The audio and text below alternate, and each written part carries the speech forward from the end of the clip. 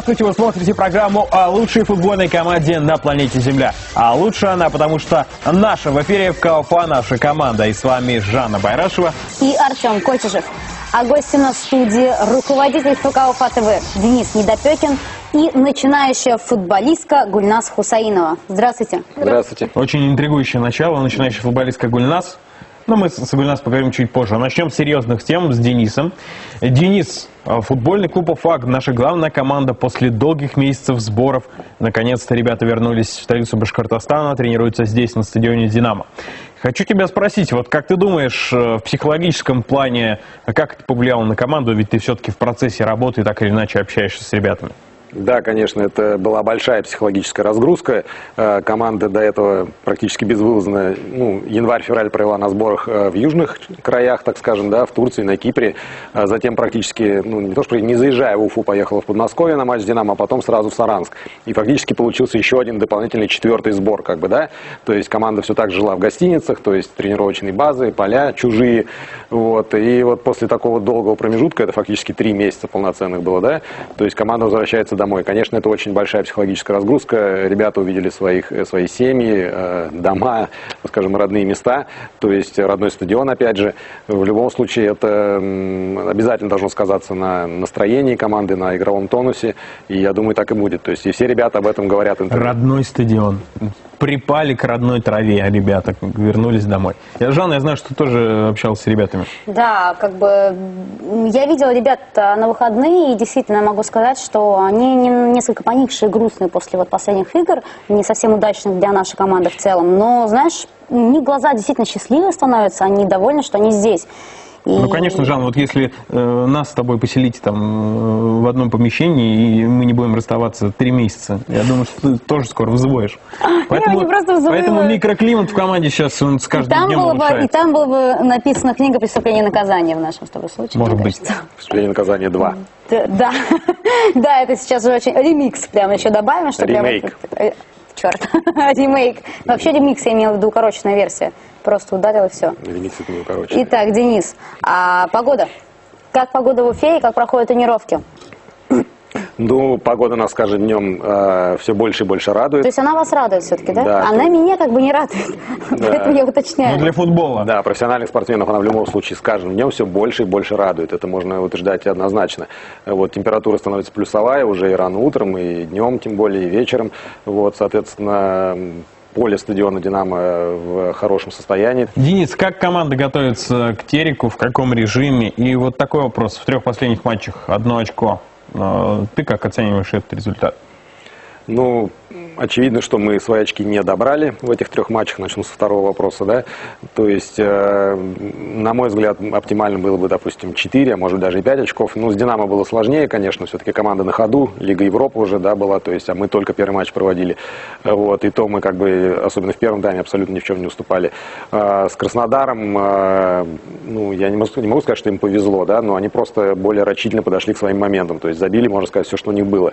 Мы, как известно, да, пальцев одной руки не хватит, чтобы посчитать, сколько мы не смогли забить. Невезение, я не знаю, какой-то злой рок, кто-то сглазил, может быть. На ничью мы в этом матче точно наиграли, а может быть и на больше. Ну а с Амкаром, да, опять же, несчастный случай. То есть наша была игра, должны были брать 3 очка, тем более это прямой конкурент. Вот, не повезло. Но я думаю, что это еще, конечно же, не конец света. Впереди еще 10 туров. Свое мы обязательно возьмем. Вот, и соперники и нас позволит нам это сделать, я думаю. И вот если переходить сразу к Тереку, да, к первому вопросу, то команда готовится к нему в двухразовом режиме в основном. То есть утренняя тренировка в основном на физическое, упор на физические упражнения, бег и так далее. Да? То есть вечером игровая тренировка на игровые упражнения. Все в порядке, то есть постепенно игроки, которые по каким-то причинам выбывали, из-за каких-то повреждений восстанавливаются, да, вот, и, соответственно, команда готовится, и Терек, как известно, тоже сейчас не в лучших кондициях находится, да, то есть можно с ним бороться, можно брать свои очки и даже рассчитывать на победу. Я думаю, что мы будем играть в этом матче на победу однозначно. Денис, во время паузы, насколько я знаю, вы играли с перским Амкаром. А как прошел матч? Ну, матч завершился нулевой ничьей, то есть, но сразу можно сказать, что на результат здесь особо обращать внимание не надо, потому что это была классическая такая контрольная встреча, прежде всего для поддержания тонуса, вот этот вот недельный цикл так называемый, да, то есть вот как раз в выходные мы сыграли матч, и Амкар тоже самое, те же самые цели преследовал. То есть посмотреть ближайший резерв, дать сыграть людям вот как раз тем, А ты был сам на тренировке? Вот я к чему вопрос задаю, потому что ребята уже побывали в доме, ну, в Уфе, в своем доме, так сказать, и уехали туда, то есть у них как-то энергозатратность, эмоции получше стали, помягче, или пока они еще так же на уровне, что они унылые и грустные из-за того, Да что нет, на проиграли? самом деле у нас команда в принципе не бывает унылой, то есть так нельзя уж утверждать, у нас команда веселая, жизнерадостная, у нас отличный микроклимат, и, ну и тем более тренируются ребята всегда с полной выкладкой, то есть это профессионалы, они не так, что типа вот мы там потеряли какие-то очки, где-то проиграли, и все, мы, значит, закрылись у себя в кладовке и там тихо плачем, нет, конечно. То есть это профессионалы, ну, понятное дело, что бывают какие-то неприятные моменты, потеряли очки, ничего страшного, все еще впереди, у нас, еще раз говорю, это не конец света, у нас нормальное положение в турнирной таблице, все будет, то есть поэтому здесь об этом даже не стоит говорить, все в порядке. Заголовки завтрашних газет. Денис Недопекин. Уфимцы не закрываются в кладовке. А сейчас я предлагаю посмотреть небольшой видеоотчет о матче между Амкаром и Уфой, который прошел в Перми.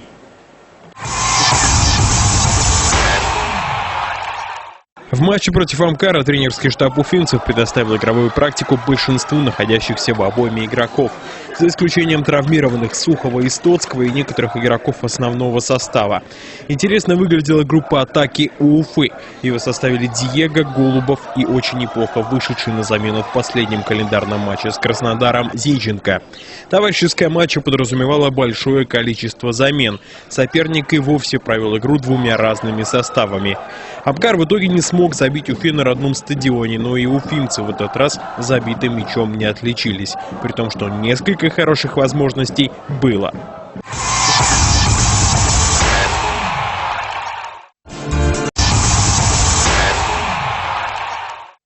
Ну что, мы все о профессиональном футболе. У нас в гостях Гульназ. Непрофессиональный начинающий футболист. И самое главное, девушка, что интересно. Гульназ, здравствуйте. Вы играете в футбол, насколько я знаю, и учитесь на 2-м курсе университета. Расскажите, вот, молодая девушка, что вас натолкнуло именно на футбол? Почему не танцы, песни, не знаю, макраме, вышивка? Отвечайте. Ну, у каждого человека в детстве есть любимое увлечение. Моим любимым занятием это был футбол. Хочу сказать огромное спасибо своему брату, так как именно благодаря ему у меня зародилась любовь к футболу. Помню, как они в детстве собирались, играли. Я часто проводила время с ними, и именно с этого момента у меня выработалась любовь к футболу. То есть любительский интерес. Вот как-то на улице вы тянулись, старший брат у вас, да? За старшим братом тянулись и с мальчишками играли в футбол. Да. Замечательная история. Жанна, ты главный противник женского футбола. Хотя ты нам обещал Я не ваш противник, Гульназ, очень принять милая. участие в тренировке женской команды Уфа. Обманула? Нет, я обязательно приму участие. Ждем, когда будет тепло. На самом Хорошо. деле. Жанна, вот как ты вообще относишься к тому, что вот девушки у нас играют в футбол? Я в шоке. Причем довольно серьезном уровне. Какой серьезный уровень? Вы еще не поняли, как бы вообще, где она играет. Она Где вы пока играете, только на Гульназ? любительском, да. Любительский уровень у нас вот в университете, Башкирского государственного педагогического университета, прошло соревнование между факультетами. Вот, приняли участие 7 факультетов. Ну, это в любом случае один из крупнейших вузов республики, и девушек много Я там вообще в шоке, потому что в моей юности не было таких конкурсов, так сказать, соревнований среди девушек, Вот это среди интересно, факультетов. кстати. Нет, ладно, 7 факультетов. Где они взяли остальных там 35-40 девочек? Что тебя удивляет? Почему не могут? 7 факультетов? Нет, 7 факультетов это понятно, просто действительно меня удивляет. Что у вас в голове, когда вы идете, какие мысли вообще у вас появляются, когда вы идете играть на соревнования, когда вы... А что ты предлагаешь, написать завещание, все со всеми попрощаться? Нет, ни в коем Какие случае, просто у меня-то мысли какие там, о боже мой, я получу синяк, там я сломаю ногу, у меня Ну, вот, ногти Гульназ, сломаются. вас не тяготит вот то, что тяготит Жанну, там, Нет. сломать ноготь, получить Нет. синяк? Что вами движет в эти моменты, когда вы играете? Какие чувства вы испытываете, эмоции? Ну, когда ты играешь в команде, ты думаешь, что все зависит от тебя. У тебя просто переполняет эмоции, это просто невозможно передать словами. А когда ты вот ждешь выхода на поле, это вообще непередаваемое ощущение. Вот когда судья свистит, начинается матч, ты бежишь, тебе передают пас, ты забиваешь гол, и это самое невероятное, наверное, ощущение, которое ты испытываешь. Ты замечаешь, что у Гульнас светятся глаза? Да. Вот это особенно искренние эмоции. Просто, понимаешь, я смотрю на нее, и ее свечение передается мне. Да, Как ты бы, тоже? да. И я ее слушаю, Ты и тоже хочешь получить пас. я хочу испытать эти эмоции. Это такая, знаешь, адреналиновая наркоманка, если можно так выразиться. Она настолько это эмоционально, настолько вкусно это главное, рассказывает. искренне. Да, безусловно. А вот еще интересный вопрос. А появление в республике, в городе в нашем, в столице, футбольного клуба Уфа, как-то вдохновило ли вас на новые футбольные свершения? Да, конечно, но мы большинство интересовались женским футбольным клубом Уфа.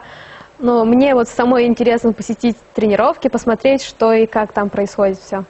Гульнас, более того, я вам скажу, до нашей программы мы с помощью пресс-службы футбольного клуба Уфа связались с главным тренером женской команды. Да? Да? И что? И по итогам, Гульнас, пожалуйста, вы можете принять участие в тренировке. Приходите, на вас посмотрят, и чем черт не шутит, возможно, мы вырастим нового Месси в юбке здесь в Уфе, и через какие-то там Нет, ну... несколько лет мы увидим Гульнас Все-таки футболку Дед сборной. Мороз и Дед Мороз, Артем. Но Какие это не волшебные- Дед Мороз, это нужна серьезная работа теперь, серьезный труд, нужно постараться. На самом деле, вот к Денису вопрос. Денис, а неужели так просто можно попасть из любительской версии, что человек просто любил заниматься и занимается футболом, да, в какой-то такой непрофессиональный, попасть в профессиональную команду? Да, если говорить о женском футболе, прежде всего, мы об этом продолжаем Да, разговор. мы сейчас говорим исключительно о женском, может, Да, мы то есть понимаем, что там... женский футбольный клуб Уфа ведет регулярный набор девушек, девочек, то есть разных возрастов, начиная от школьного возраста и заканчивая, вот, допустим, молодыми девушками, как Гульнас, да, то есть Подожди, курсов. ты сейчас сказал, начиная от школьного возраста и заканчивая молодыми девушками, как Гульнас. То есть я правильно понимаю, я как бы уже все, я БУ, я уже не могу участвовать. Да, ты разве в такая же молодая, как Никто Гульнас? же не знает, сколько тебе. Но я явно не в университете, Тебе раз же я 18. закончила много лет назад. Ну, Артем, это понятно, ну, много раз за 17. Ты просто вундеркинд. Нет, ну серьезно. Возраст, есть какие-то возрастные ограничения? Я реально спрашиваю, потому что мало ли я... вот- Нет, ну понятное дело, то есть как таковых возрастных ограничений, то есть они могут быть ограничены чем? То есть физической подготовкой, потому что футбол все-таки достаточно, скажем... Вот, Денис, я тут тебя поправлю. Ты можешь не попасть в состав футбольного клуба Уфа, женской команды. Но что тебе мешает собрать всех своих подруг, позабыть о ногтях, выйти на поле и поиграть в футбол? И все, границ у вас больше никаких нет. Вы не забывайте, Футбол, что... это как бы хорошо, если ты знаешь правила Вы игры. не забывайте, А что как бы- футбол – это самый демократичный вид спорта. Вот о чем я и говорю. Это футбол, это такая игра, которая не требует каких-то особенных дополнительных затрат. Вот ты взял мяч, любой мяч, даже резиновый, грубо говоря, да, то есть поставил там, не знаю, две банки там с двух сторон, вот тебе ворота. На любом пустыре, на любом этом. Чем прекрасен футбол? Ни один другой вид спорта не позволяет так спокойно выйти и, на самом деле, как говорит Гульнас, испытать такие эмоции. Без профессиональной подготовки, можешь без даже- каких-то Совершенно учений. Ты можешь Совершенно даже верно. вводить свои правила, новые. Почему придумывать. футбол? спорт Окей, вы меня награждает? уговорили. Гульнас, у меня сформировался такой вопрос. Если вы с детства очень любили, увлекались этим видом спорта, как футбол, как вы говорите, и вместе с братом играли в мячик, почему вы не записались вот в секцию по футболу или в какой-то кружок, возможно, я не знаю, как этот вид спорта называется, ну и не начали профессионально заниматься? Ну, в нашем населенном пункте не было возможности просто профессионально заниматься футболом. Вот. Если была возможность, то я обязательно записалась бы. Денис, услышали вы, да? Вот вам нужно открыть филиалы. Что Денис должен сделать? Поехать и открыть? Денис сейчас представитель ФК Уфа у нас в студии. На самом деле, я думаю, что он может донести Ну, правильную Денис все-таки не информацию до футбольный руководства. тренер даже. Я думаю, что он может, он имеет Ну, хорошо. власть Ладно. и То есть донести информацию я могу. информацию, да, до нужных людей, которые компетентны именно в Но данном я могу вопросе. сказать, что мы работаем в этом направлении. То есть вы конечно. уже начали В работать. плане популяризации футбола не только в городе Уфе, но и по Но всей и- республике, да, в том числе нам помогают и различные медиапроекты, да, то есть телевизионные, ваша передача, и радиопроекты и так далее, то есть и таких проектов будет очень много, и любой человек на территории нашей республики может узнать, то есть что такое футбол, как сделать так, чтобы профессионально им заниматься, где поехать, куда поехать, с кем общаться. Вот, так что Ну, это очень конечно, все здорово. в планах, естественно. Мы только начинаем, и все еще самое интересное впереди. Денис, Мы у Гульнас не спросили, как вообще выступила ее команда и вообще как сама Гульнас. Ну, судя по Какое тому- место заняли, сколько голов забили? Ну, на нашем факультете образовалась сильная команда, потому что во время игры мы никогда не проигрывали. На первом этапе мы сыграли 4 раза, выиграли все 4 раза, потом прошли полуфинал, то есть игра была на выбывание. Полуфинал мы выиграли, потом прошли в финал. В финале было чуть-чуть сложновато, но, несмотря на это, мы все равно выиграли со счетом 3-2. По окончанию соревнований была объявлена символическая сборная БГПУ, куда попали 3 девчонки из нашей команды, в том числе и я. Поздравляем вас. Подождите, символическая сборная, почему 4 человека? 3 человека из команды, из Почему нашей 3 команды. всего? Для Жанны я это сейчас вопрос сборная понял. со всех факультетов Взрыв была. мозга. Вроде в футболе 11 человек, Да. а в символической сборной почему? А из вашего факультета вы Да, имеете в да, виду, Это еще раз к слову о том, что футбол самый демократичный вид спорта. У нас в последнее время действительно стало очень много девочек. У вас на данный момент спрос увеличился на именно женский футбол? Как много девочек стало появляться, девушек, желающих участвовать вот в командной, профессиональной уже Да, команде? конечно. Еще раз я вот не успел договорить, так как-то тема поменялась, да, немножко. То есть женская футбольная команда Уфа, то есть наша команда женская, регулярно проводит наборы. То есть всегда можно посмотреть информацию на нашем сайте, контактные телефоны наших тренеров, позвонить, узнать, когда ближайшая тренировка, то есть назвать свой То есть возраст. любой желающий получается. Совершенно верно. И более того, скажу, эти желающие есть, они постоянно идут. То есть, опять же, совершенно разные возраста есть. То есть, есть вот уже от девушек студенческого возраста и, конечно же, школьницы. И даже, более того, скажу, были случаи, когда и более взрослые девушки приходили, ну, твоего возраста, например, да, и так далее. Иногда даже возникает впечатление, что, знаете, у нас все абсолютно девушки, женщины Уфы идут к нам на тренировки, и их мужья там голодают, дети Да, плачут. заметили по Да. вечерам женщины пропадают? Практически никого на улице. Они все, там. все на просмотр. Все на стадионе. Да. Ну, пускай девочки, девушки крепнут, растут в профессиональном мастерстве, но у нас уже вырос мужчина в Уфе, футболист. И этот мужчина очень помог юношеской сборной России по футболу, а конкретно выйти на чемпионат Европы. Я сейчас говорю о Игоре Безденежных, воспитаннике уфимского футбола, который забил мяч, принял участие в нескольких матчах. В общем, обо всем по порядку в нашем следующем видеоматериале.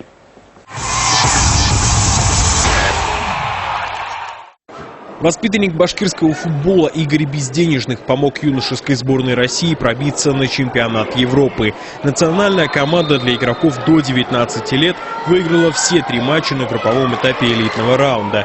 Россияне обыграли команды Бельгии, Литвы и Швеции. Впервые с 2007 года юношеская сборная России примет участие в финальной части континентального первенства. Воспитанник уфимского футбола Игорь Безденежных отметился забитым мячом в ворота литовцев. В заключительном матче со шведами он вышел в стартовом составе и был заменен на 53-й минуте. Финальная часть чемпионата Европы пройдет в Греции с 6 по 19 июля.